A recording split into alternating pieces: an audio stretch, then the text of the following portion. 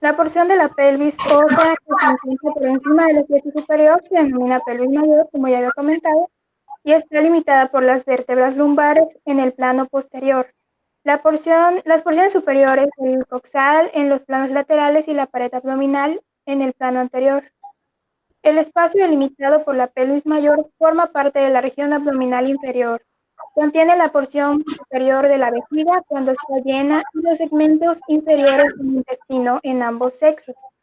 El útero, los ovarios y las trompas uterinas en las mujeres y en los hombres, lo que es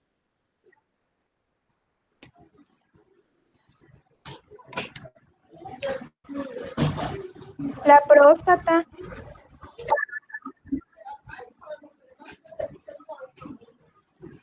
Siguiente.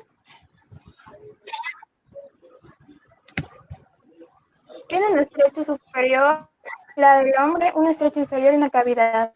Está limitada por el sacro y el coxis en el plano posterior, las porciones inferiores del ilion y el isquion en los planos laterales y los huesos púbicos. La pelvis menor rodea la cavidad pélvica. Contiene el recto y la vejiga, como decían, ambos sexos, y pues su respectivo sistema reproductorio. Siguiente.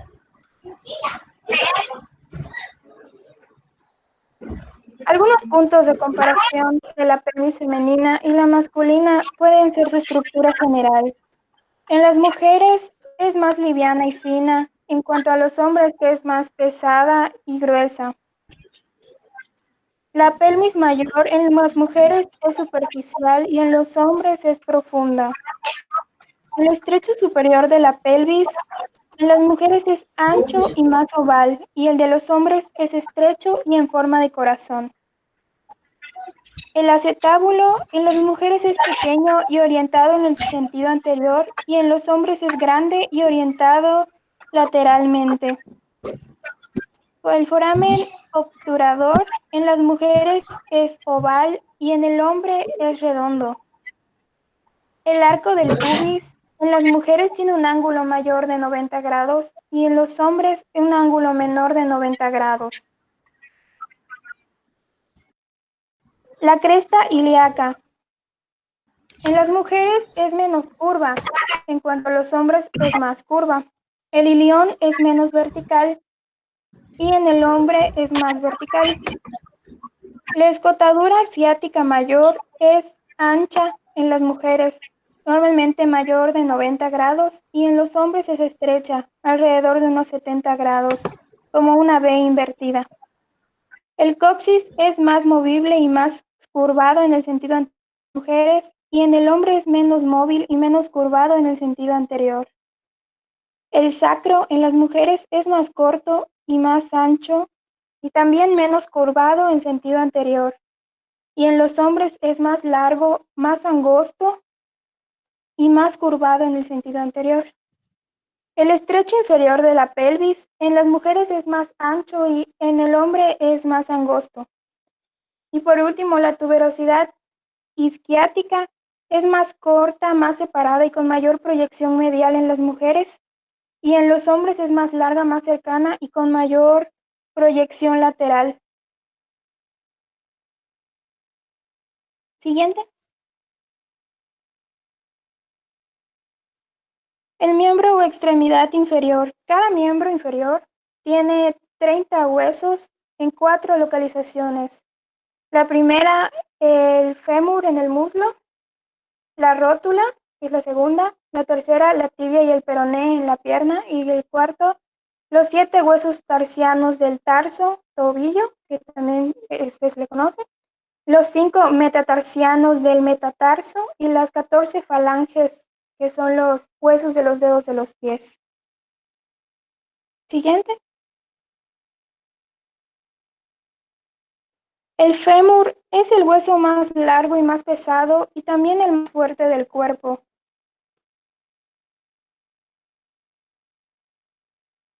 Su extremo proximal se articula en el acetábulo del hueso coxal. Su extremo distal se articula con la tibia y la rótula. El cuerpo del fémur representa una angulación medial y en consecuencia las articulaciones de la rodilla están más cerca de la línea media de las articulaciones de la cadera. Este ángulo de la diáfisis femoral es mayor en las mujeres porque la pelvis femenina es más ancha. El extremo proximal del fémur consiste en una cabeza redondeada que se articula con el acetábulo del hueso coxal para formar la articulación de la cadera. La cabeza presenta una pequeña depresión o un hoyito, como le podríamos decir coloquialmente, denominado fosita de la cabeza femoral. El ligamento de la cabeza del fémur conecta la fosita de la cabeza femoral con el acetábulo del hueso coxal.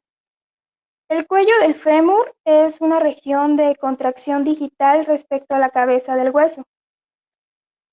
Una fractura de cadera se asocia a menudo con una fractura del cuello femoral que con fracturas de los huesos de la cadera.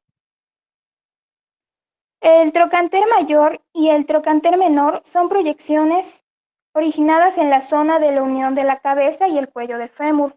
Sirven como punto de inyección para los tendones de algunos de los músculos del muslo y de la nalga.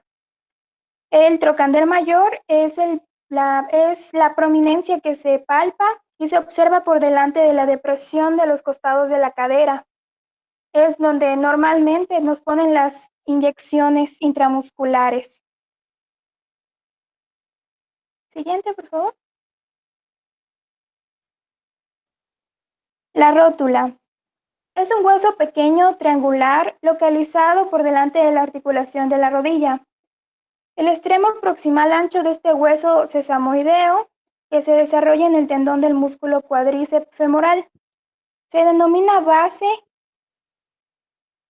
y el extremo distal angostado es el vértice. La superficie posterior contiene dos carillas articulares, una para el cóndilo medial y otra para el cóndilo lateral del fémur. El ligamento rotuliano fija la rótula en la tuberosidad tibial. La articulación femororotuliana entre la superficie posterior de la rótula y la carilla rotuliana del fémur forma el componente intermedio de la articulación tibiofemoral, o sea, la rodilla. La rótula aumenta la acción de palanca del tendón del músculo cuádriceps femoral y mantiene la posición del tendón cuando la rodilla está flexionada, así que protege las articulaciones de la rodilla.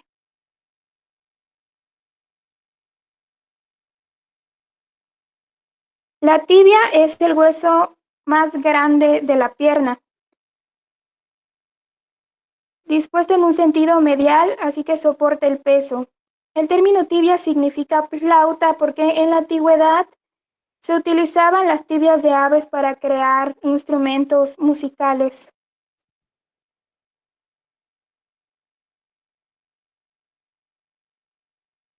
El peroné es el paralelo lateral a la tibia, pero es considerablemente más pequeño a diferencia de la tibia.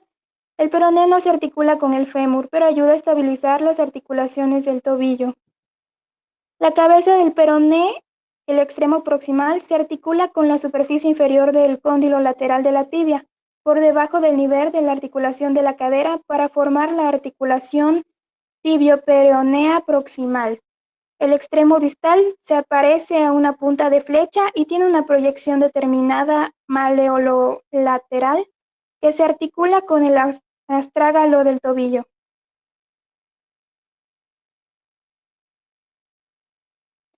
Los huesos del tarso, metatarsianos y falanges.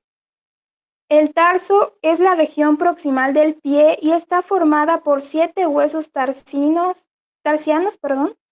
Incluye el astrágalo, que es el hueso del tobillo, y el calcáneo o talón, localizado en la zona posterior del pie. El calcáneo es el hueso más grande y más fuerte del tarso.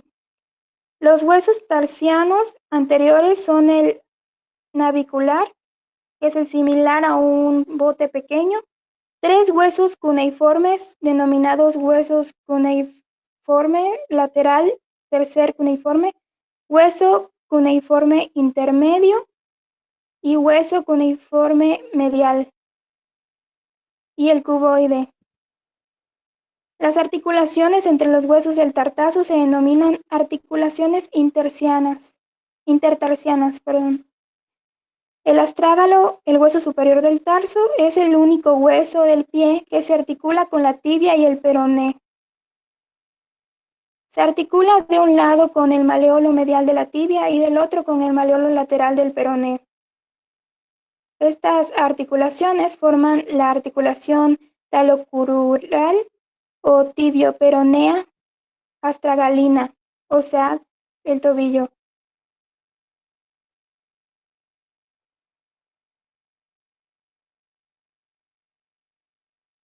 El metatarso es la región intermedia del pie y está formado por 5 huesos metatarsianos, numerados del 1 al 5, del plano medial al lateral. Al igual que los metacarpianos de la palma de la mano, cada uno tiene una base proximal, un cuerpo intermedio y una cabeza distal.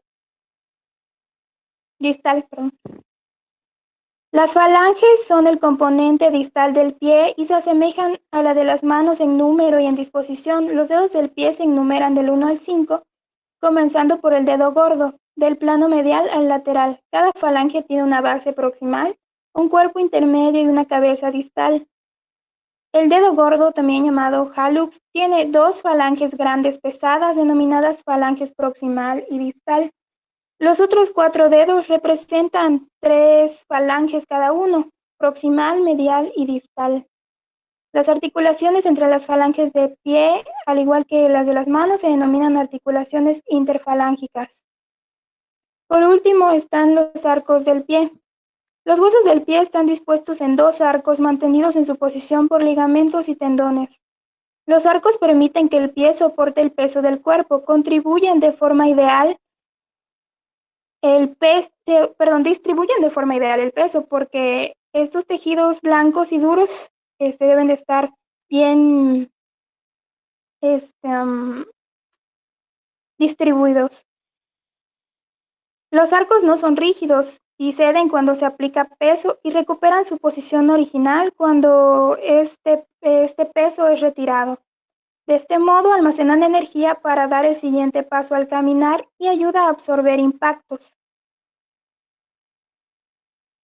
El arco longitudinal representa 2 partes que están constituidas por huesos del tarso y metatarsianos dispuestos de forma de arco de la región anterior hasta la posterior del pie. Y el arco transverso se localiza entre los bordes medial y lateral del pie y está formado por la navicular, los 3 huesos cuneiformes y las bases de los metatarsianos. Eso sería todo. Muchas gracias.